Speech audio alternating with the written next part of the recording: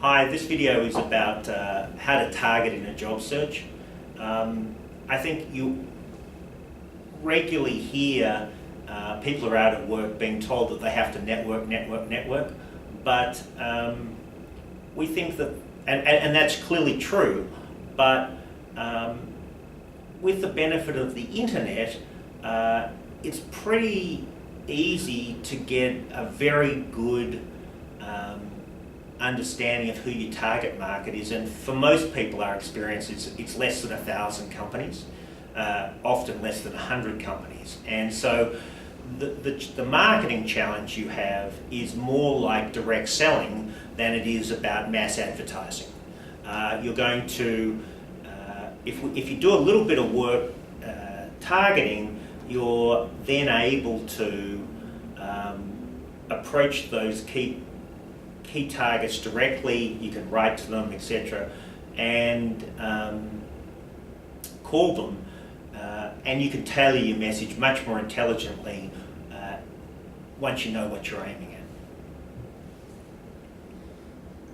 Depending on how senior you are, it may well make a lot of sense for you to go directly to the key decision maker in the company, rather than go through the HR route. Oh, absolutely. Because that person, if he or she is any good, will be looking for talent, and that talent may be different to what's been described in the overall people plan for the organisation. Yeah, you simply don't know what the business needs are at any particular time, and so what we recommend is, in a previous part of our process we talked about the need to have a clear understanding of who you are and what you want in terms of compensation, size of company, geography, etc. When you apply that to a database of all companies, you get a target set. Now, in the States, you can S&P sell that data. In Australia, there are some other lists. The list of 1,000 biggest companies is publicly available. But if you think about most people's targets, they're going to be associated with an industry, a professional association of some sort, or a geographic area. And in each case, whether it's something as simple as the Yellow Pages, there will be lists of potential companies in every segment. And we frankly suggest you should have a spreadsheet of them. You should download a spreadsheet of them and go through them and start to cull, so that you end up with a very specific target list and a very specific target, as opposed to a general view of I want to get a job. Yeah, I think that makes eminent sense to me. The most important thing is that at this stage of the process, what you're trying to do is both narrow the field down, but not eliminate ones that you don't necessarily know a lot about. Yeah, I mean it's the list of possibles, not the list of probables. Absolutely.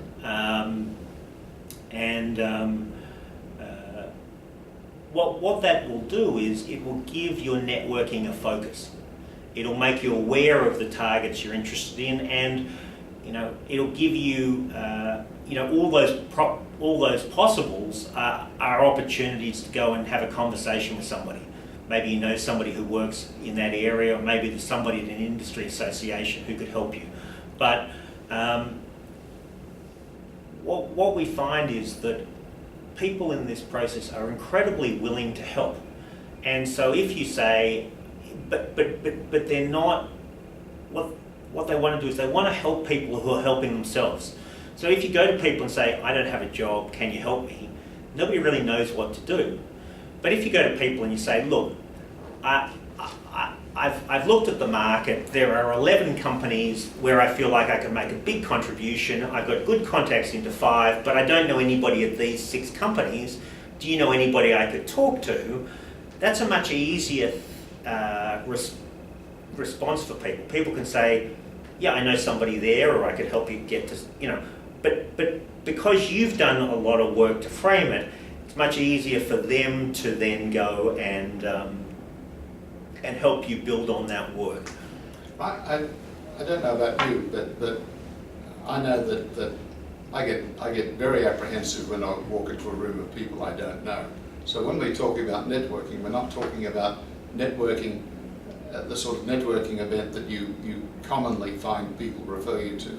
What we're saying is that use your network of acquaintances and friends if necessary to direct you to talk to specific people. You don't have to go to those people, as Charles said, and say, I'm looking for a job, or I'm looking for a job with your firm. But you do need to go to them with something that causes them to say, gee, that's interesting. Yeah, look, I think I could probably help you there.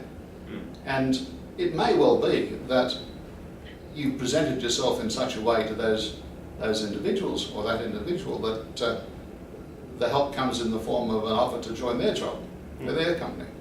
In fact,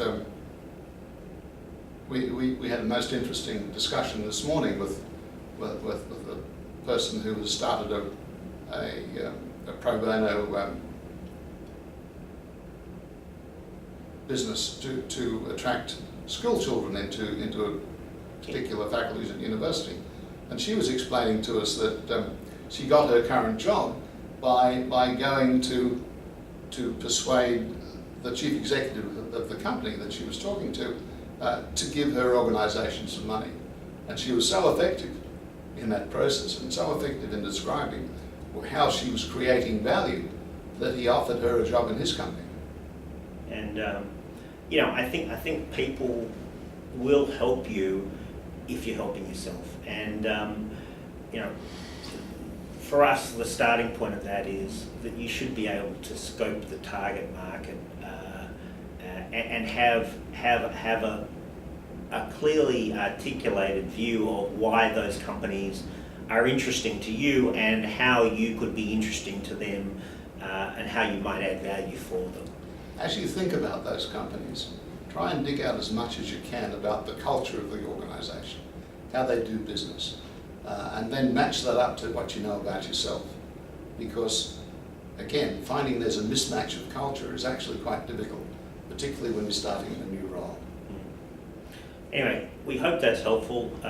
As always, comments in the forums below. Thanks.